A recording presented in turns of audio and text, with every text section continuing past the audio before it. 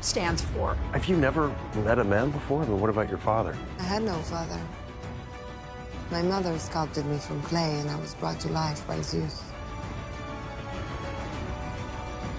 Well, that's neat. Gal, she's one of the best personalities I've ever encountered. She is without fail positive and such a hard worker. I had 5 months of doing horse riding and martial arts and a lot of body work. Working with Gal and with stunt team, we show the evolution of Diana's skills and her understanding her inner power. She's using the lasso and blocking all the bullets. I was so lucky to work with people that I admire and am inspired by. As exhausting as it was, I was ready. We were shooting outside of Oxford in England, and oh God, it was cold. All of us are stacked up in our wool uniforms, and there's Gal. She did the scene, didn't complain. Diana can't be cold. She's Wonder Woman. 3, 2, 1, action! I think that because I was so focused on telling her story and being her, that I literally depressed the physical challenges. Stay here. I'll go ahead. She is just a monster. That felt good. Oh, that good? Would you like to buy an ice cream? Thank you. 8 pence, please, sir. There you go, pal. Keep the change. Thank you very much, sir. What do you think? It's wonderful. Yeah. You should be very proud. Thank you very much. You should be very proud.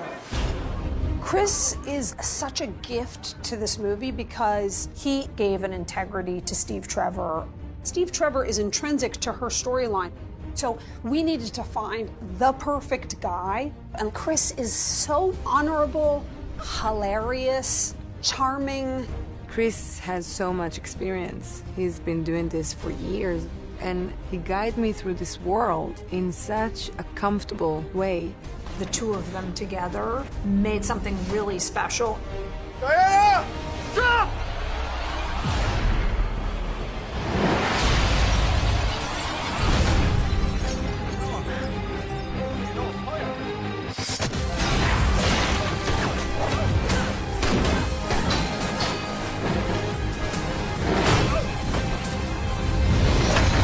Okay, perfect.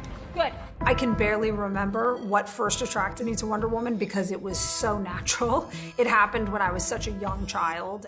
So I was attracted to the character as soon as I ever heard about her, and still am. That was awesome. Patty's had a long history with Wonder Woman, and we realized that tonally what we were looking for was exactly the movie that she wanted to make.